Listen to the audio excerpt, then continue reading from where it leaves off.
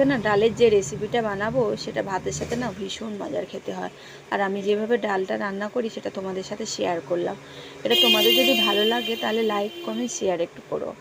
দেখে নেওয়া যাক কীভাবে ডালটাকে রান্না করা হচ্ছে। প্রথমে 100 গ্রাম ডাল নিয়েছি, ডালটাকে ভালো করে ধুয়ে নিয়েছি, আর একটা টমেটো কেটে নিয়েছি, আর একটা পেঁয়াজ কেটে নিয়েছি, আর দুটো কাঁচা লঙ্কা মাঝখান থেকে ভেঙে নিয়েছি, আর 4-5টা রসুনের কোয়া নিয়েছি। এবার ডালটাকে ধুয়ে প্রথমে দিয়েছি, তারপর টমেটো দিয়েছি, তারপর পেঁয়াজ দিয়েছি, কাঁচা লঙ্কা দিয়েছি, রসুন দিয়েছি। দেওয়ার পর এখানে অল্প করে জল দিয়েছি। এটা খুব বেশি জল দেব না, খুব বেশি জল দিলে ডালটা ভালো হবে না। এবার অল্প করে জল দিয়ে ডালটা লবণ দিয়েছি পরিমাণ মতন, আর হলুদ গুঁড়ো দিয়েছি। লবণ আর হলুদ গুঁড়ো দিয়ে ডালটা এদিকে গ্যাস অন করে দিয়েছি। ডালটা এদিকে একটু নাড়িয়ে দিয়েছি হাতা দিয়ে। নাড়ানোর পর ডালটাকে সেদ্ধ করে নিয়েছি। ঠিক সেদ্ধটা ওই সামান্য অল্প জল দেওয়ার পরে ঠিক সেদ্ধটা এরকমই হবে।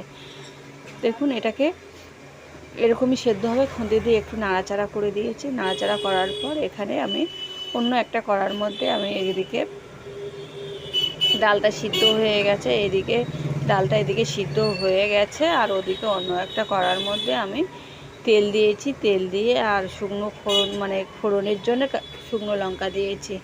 দিয়ে এদিকে লঙ্কাটা বেশ পড়া পড়া মতো হয়ে গেছে, ভাজা একটা গন্ধ উঠে গেছে, তখন ওই ডালের মধ্যে দিয়ে দিয়েছি। দিয়ে একটু নাড়াচাড়া করেছি। সত্যি এই ডালটা না এত সুন্দর হয়েছিল, ভাতের সাথে খেতে কি বলবো তোমাদের। তোমরা পারলে এইভাবে ডালটা রান্না করে খেয়ে দেখো, ভীষণ মজার খেতে হয়। একবার খেয়ে তোমরা দেখো, বাচ্চা থেকে বয়স্ক সবাই খেতে পারবে, আর খুব মজা করে খাবে। আর ডাল যে এত সুন্দর লাগে তুমি ধারণা করতে পারবে না। সবসময় একঘেয়ে তো ডাল খাও, একবার এরকমই ট্রাই করে দেখতে পারো।